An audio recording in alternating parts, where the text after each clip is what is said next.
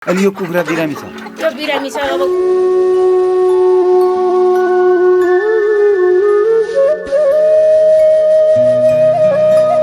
तीन चारवटा मर्छन्। अब यो समस्या कसरी हल गरौँ?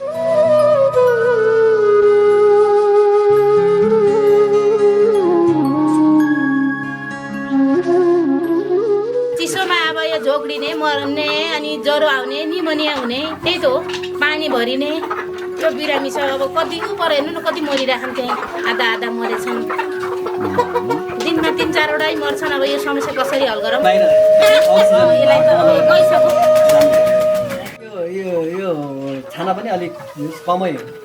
जस्तो माथिको बाहिरी वातावरणको हावाहरू जो छ त्यो चाहिँ सिधै तल कुखुरामा पर्ने गइहाल्छ। कुखुराले हावा योबाट बचाउनुको लागि यहाँ प्लाइ हानेर हुन्छ कि माथि सोत्तरहरू केही परालहरू खरहरू त्यस्तो राखेर अनि यहाँ सकभर शीतको मात्रा नआओस्। श्वास प्रश्वास सम्बन्धी समस्या भयो त्यसपछि यसलाई प्रेसरले हान्छ कि त्यो अक्सिजनको मात्रा कम भयो भने प्रेसरले हान्ने ह्यामोरेज हुन्छ। यस्तो रक्त अल्पता नै भइहाल्छ। निलो सबै निलो भइजान्छ। निलो भनेको यहाँ नसा फुटेको नसा फुटेर हानेर नसा फुटेर यस्तो देखियो। रगत सञ्चालन हुन सकेन त निलो भयो त। एमोनिया ग्यास नै मेन गरी एमोनिया ग्यास हो। यो एमोनिया ग्यास बचाउनको लागि तपाईँले त्यो खुल्ला चाहिँ राख्नुपर्छ बचाउनको लागि भने।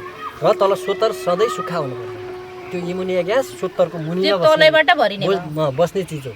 त्यो भएर सधैँ सुक्खा राख्ने। त्यो सुक्खा कसरी रहन्छ भने कि सोत्तर बाक्लो छाउनु पऱ्यो कि चुनाहरू ल्याएर छर्किने अनि हल्का चलाइदिने अनि त्यो सोत्तर सुक्खा हुन्छ। त्यो चलाउने चलाइदिने अनि त्यो चुना हालिदियो भने त्यसले सुक्खापन ल्याइदिन्छ कि।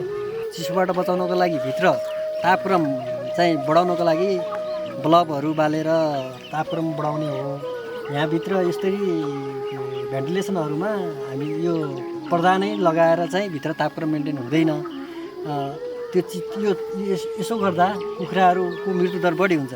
किनभने भित्र कुखुराको खोरको सोत्तरहरू चिसो पनि बढी हुने र त्यहाँ एमोनिया ग्यासको उत्पादन बढी भएको कारणले बाहिर त्यो एमोनिया ग्यास यो भेन्टिलेसनहरूबाट बाहिर आवत जावत गर्ने त्यो समय नमिलेर र यो नगएका कारण भित्र ती कुखुराहरूमा एमोनिया ग्यासका कारणले कुखुरामा पानी जम्ने समस्याहरू धेरै हुन्छ र त्यो पानी जमेर पनि अक्सिजनको मात्राहरू कम भएर त्यो एक्कासी छटपटिने र त्यहाँ हेमोरेज हुने रक्त अल्पताहरू भएर कुखुराहरू केही छोटै समयमै धेरै मृत्युदर हुने भएका कारणले अबबाट उहाँ किसानहरूलाई यो चिसोबाट बचाउनको लागि पर्दा हाल्ने भन्दा पनि भित्रको तापक्रम मेन्टेन गर्नको लागि बल्बहरूको राम्रो व्यवस्थापन गरी यो खुल्ला भित्रको ग्यास बाहिर जाने र बाहिरको हावाहरू भित्र प्रवेश गर्ने खालको वातावरण गराइदिनु हुन अनुरोध गरिएको छ। मौसम जानकारी लिने बानीले रक्षा गर्छ सानो सावधानीले।